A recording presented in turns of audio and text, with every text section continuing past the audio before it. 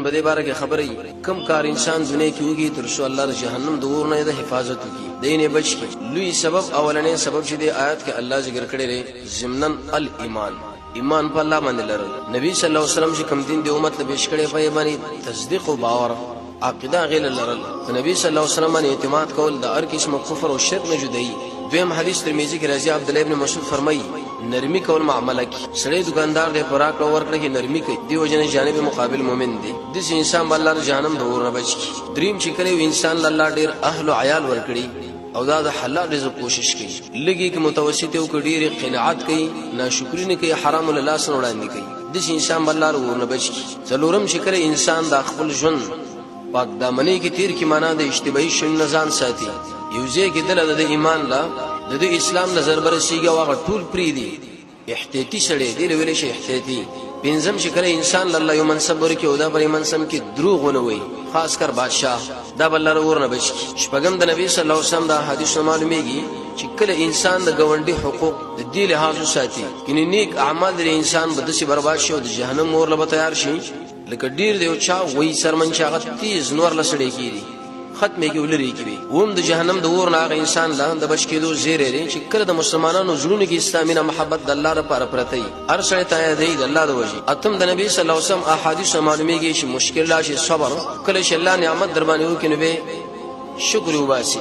نه هم د نبی صلی الله علیه وسلم احادیث دا معلومیږي د انسان د ژوند د قران او سنت د سوري او قانون لاندې تیر شي روان شي هر عمل قال الله قال رسول د وجه نه کوي لسم پاک دامن انسانانو باندې بدنامونه لګي څومره انسانان د مرز کې واقع دي پاک انسان د الله په نس او دی وخت کې تاریخ پر جبه په سر اخلاص کړه چې دغه خدا کار دی او دا کار دی او دا الله وری ور لګوي کزان دې بچ کې الله یې بچ کې یو لسم د مؤمنانو مابین کې چې کله انسان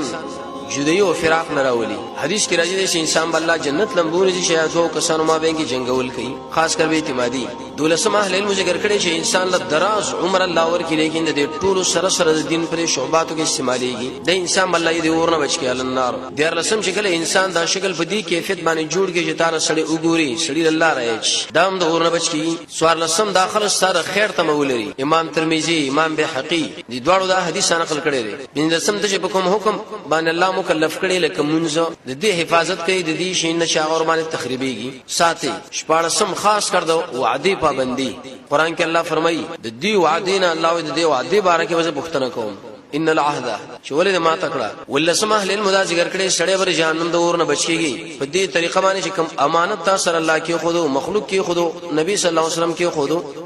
اي کې خیانت سره ونی کی کوم مخ کې سیر درس کې ویل شي وو ابو لبابا د نبی صلی الله علیه وسلم یو خبره کې وړاندې والے رسواله وکي شپه ګورځ ځان تړلې شپه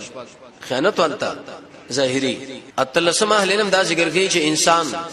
ځان غلط استعمال نه کې خاص کر خاص اندام هغه ځکه دې استعمال وشي چې الله نبی امر کړی حدیث کې راځي دې ذمہواری شامل راکړي د جنت ذمہوار